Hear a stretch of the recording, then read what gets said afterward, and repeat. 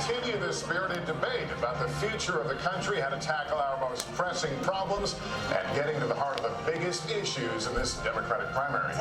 I think the biggest takeaway was the just the position overall of how strong Kamala Harris came on, and the positions that she took. I didn't think in the past she was very clear about some of these issues, and she kind of fortified her position. So that was interesting to see. We can't put people in a position where they aren't able to go on and move on. And so, folks, there's a lot we can do, but we have to make... The biggest loser was by far had to be Vice President Biden. Vice President Biden was just completely misread the crowd, misread the stage. He wasn't prepared. I don't think that he was expecting the pushback that he got.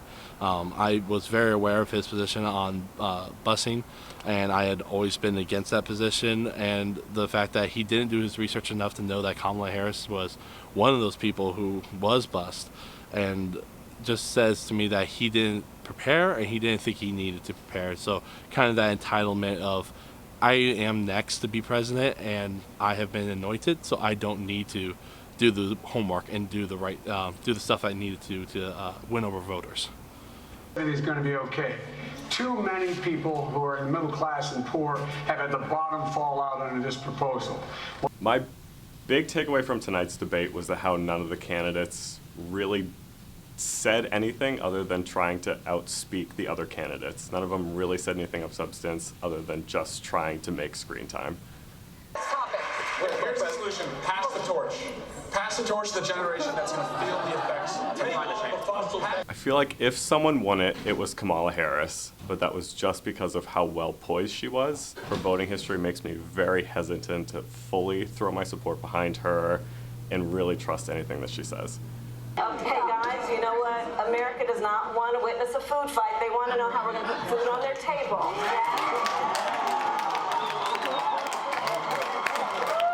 Hands down, I have to say, Harris did. She did fantastically. She stood out. She was strong, and she did not back down, especially in the face of some other candidates who might have been looking to cow her a bit. Thank you very much. I'm ready to lead this country because I think it's important we restore the soul of this nation. This president has ripped... The one who fell the furthest was Biden. He did not do well. He was not prepared for some of the questions surrounding racial injustice, which is, in this political climate, you need to be aware about the injustices facing people of color, and he just could not answer that question. And it was almost as if he never thought about it before, or could see that he had made mistakes in his past.